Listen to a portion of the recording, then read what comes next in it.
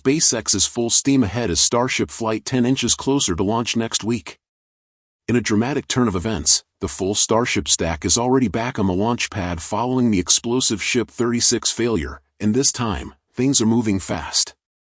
The flight adapter was removed, hinting at final flight hardware preparations, while Ship 37 just completed its first full Raptor engine static fire. What's going on behind the scenes at Starbase? Is this the final push before liftoff? And what major changes are SpaceX implementing to avoid another fiery mishap? After 2 back-to-back static fire tests, Ship 37 is cleared for Starship Flight 10, marking a bold comeback for the Starship program after recent setbacks.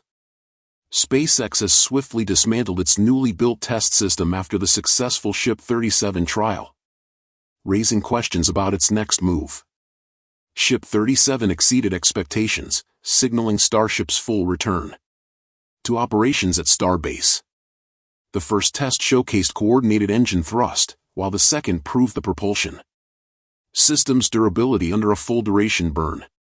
Together, they mark a key technical milestone and the revival of testing at the orbital launch mount after months of repairs. What sets these tests apart is the unprecedented volume and quality of footage that SpaceX released, including unique views from beneath the test stand. Those angles offer an intimate look at the engine's ignition sequence, from the initial plume of flame through the oscillations of exhaust as it channels through the flame trench. Engineers at Starbase modified the orbital launch mount specifically for this purpose, reinforcing its structure and adapting propellant lines so that it could become the first Starship effort to undergo a static fire in its orbital configuration. That fact underlines SpaceX's commitment to transparency and demonstrating its technological prowess in accelerating the feedback loop between test and redesign. In the hours following the second static fire, Ship 37 was lifted from the launch pad and placed on a transport stand. By the morning of August 3, 2025, it had returned to Megabay 2, where technicians immediately began preparing Pad 1 for the next phase of Starship activity. The massive Marvin crane was mobilized to remove temporary ship adaptations, most notably the quick disconnect umbilicals in the test stand itself. This work, executed with surprising speed, signals that Super Heavy will soon be stacked directly on the orbital launch mount, eliminating any reliance on the provisional test support system. SpaceX aims to finish dismantling and clearing the temporary apparatus within a day or two, clearing the way for Flight 10. At that point, 2 questions emerge. Will Flight 10 launch directly from Pad 1 as soon as it's ready to maintain the ambitious cadence that Musk has described? And what will become the temporary test stand and support equipment once it is removed? The provisional nature of the test support system was always clear. It was a stopgap measure while the Massey test site underwent repairs following the Ship 36 anomaly. That incident left the flame trench, fuel feed lines and quick disconnect mechanisms damaged by overpressure and debris. The speculation suggested that full repairs or even a complete upgrade of the Massey infrastructure could take many months, potentially slowing Starship development dramatically. However, recent developments paint a more optimistic picture. Reports indicate that cryogenic testing of Ship 38 has already proceeded using temporary piping rerouted around the worst of the damage. Visual evidence of repaired valves and freshly welded fuel lines suggests that SpaceX technicians have made swift progress in restoring basic functionality. If the crowd tests were greenlit, then removing the temporary test stand and Ship QD ahead of static fire trials of Ship 38 seems entirely feasible. In that scenario, the Massey test site could return to full static fire capability by early September, only about a month after the second Ship 37 test. That timeline aligns neatly with SpaceX's ambition to conduct frequent, tightly scheduled flights. Yet the ultimate fate of the Pad 1 support system remains uncertain. Without the Massey repairs finished on schedule, there will be little need to reinstall the temporary stand. It would instead be dismantled and stored, ready to be redeployed should a rapid temporary fallback be required.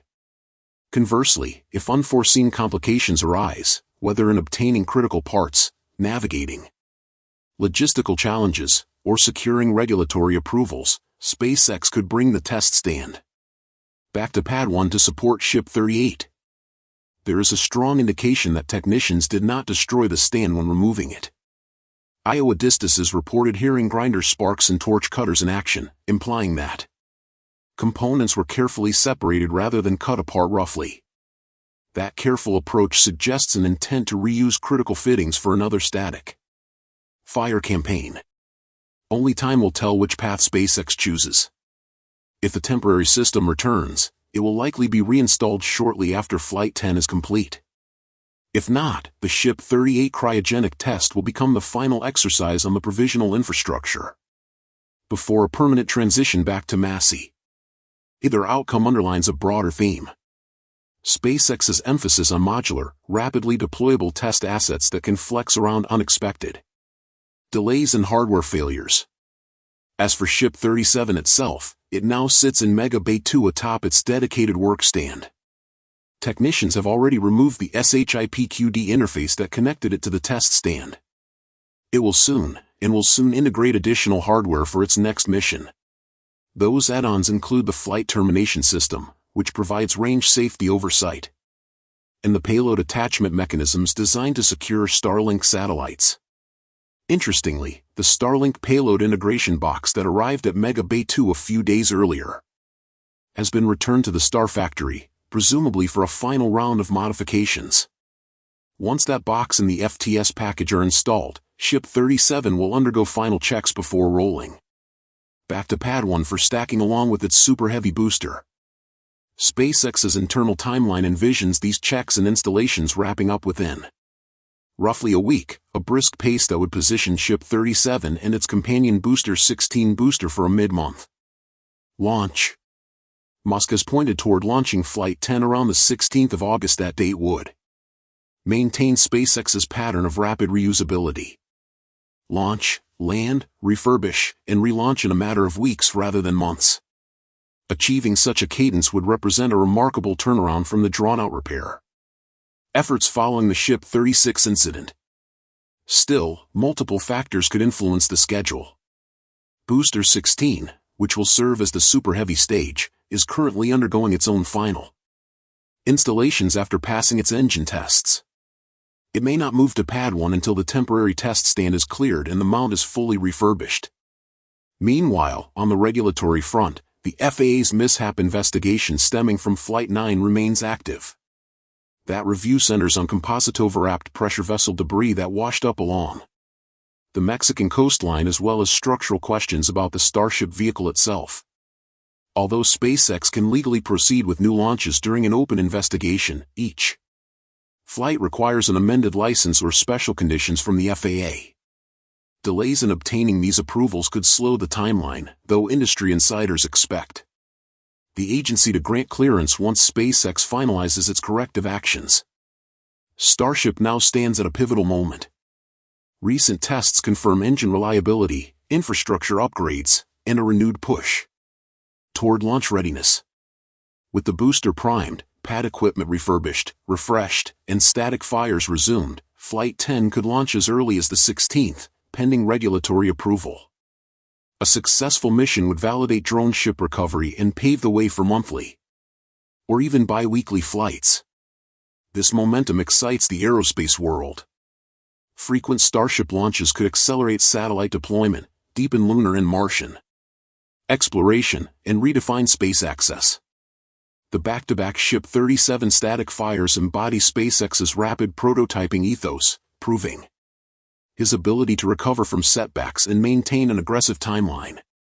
The week kicked off with the rollout of Ship 37, the upper stage for Flight 10 to the launch site. After completing all vehicle integration works, including Raptor engines, flaps, as well as electricals, hydraulics, and plumbing systems. Waiting at the pad for Ship 36 was a heavily modified orbital launch mount, repurposed for ship static fire tests after Ship 30SIX's explosion in June damaged the Massey site. To repurpose the launch mount for ship static fires, SpaceX installed a custom test stand, essentially a modified ship transport stand over it. All 20 booster hold-down clamps were removed and replaced with adapter plates to anchor the new stand securely. The booster quick disconnect hood was also reconfigured, with new propellant lines routed to a fixed ship QD system mounted directly onto the hood structure. Once Ship 37 arrived, it was lifted off its transport stand and placed directly on the OLM. The first time a Starship upper stage had ever been installed directly on the orbital mount. Once positioned, technicians began the painstaking process of manually securing the quick disconnect system. Unlike standard QDs that engage and disengage automatically, this newly adapted setup required manual alignment and fastening. The QD panel flanges pre-installed on the ship were connected to propellant lines routed through custom truss structures that span the booster QD hood.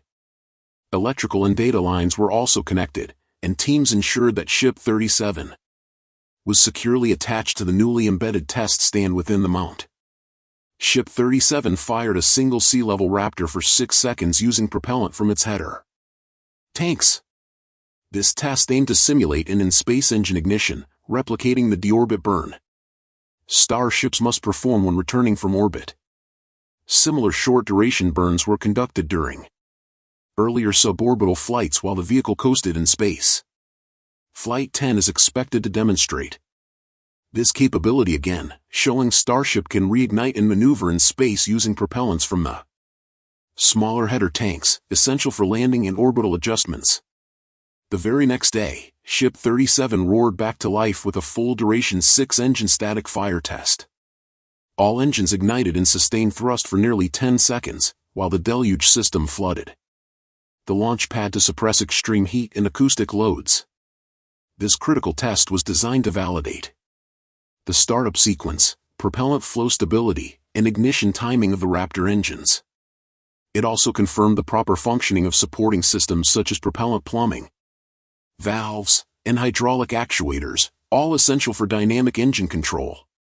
Alongside vehicle preparations, SpaceX must restore the launch mount to operational condition by removing the temporary static fire stand, reinstalling booster hold-down clamps, and dismantling ship-specific QD hardware spliced into the main propellant lines, returning the booster quick disconnect system to its original configuration. If progress continues at this pace, Ship 37 and Booster 16 could roll out within 2 weeks, followed by full stack assembly and final launch prep. Over a 12-hour period, Ship 38 underwent 3 cryogenic tests, with its methane and oxygen tanks filled to varying levels with liquid nitrogen to simulate different internal pressures and cryo conditions. Simultaneously, hydraulic rams applied thrust-like loads to the aft section, validating plumbing integrity and structural strength under flight-like stress. Ship 38 returned to the production site for post-test analysis, after which Raptor installation and static fire preparations will begin. Construction of Pad B, the second orbital launch pad at Starbase, is now in its final stages. Both booster quick disconnect systems have now been installed on the launch mount. One handles chilled liquid methane, and the other manages subcooled liquid oxygen. Unlike Pad A's single shared booster quick disconnect, Pad B's separate quick disconnect systems allow for better thermal isolation, reduced cross-contamination risk, and potentially easier maintenance. Crews are currently connecting these BQDs to the broader plumbing system, including propellant delivery lines and electrical harnesses. In parallel, protective hoods are being mounted to shield the quick disconnect systems and surrounding systems from thermal and weather-related stress. Inside the flame trench, installation of steel panels to protect the floor from booster engine exhaust stresses has been completed. Outside the trench, concrete extensions are nearly finished, designed to reduce erosion and prevent surface damage from diverted exhaust. Final wall sections for the trench are also being installed, signaling that this part of the work is almost complete. The ship quick disconnect arm for Pad B is currently being prepared at the Sanchez site and will be installed in a later phase. And that's about it for today's episode. Thank you so much for tuning in, and that's all for today's update. If you enjoyed watching and found it useful, please make sure to subscribe to my channel and hit the like button, and if you want to support our channel and if you want to be up to date, you can become an exclusive member, so click on our perks through the link in the description below. Thanks to watching and see you next time.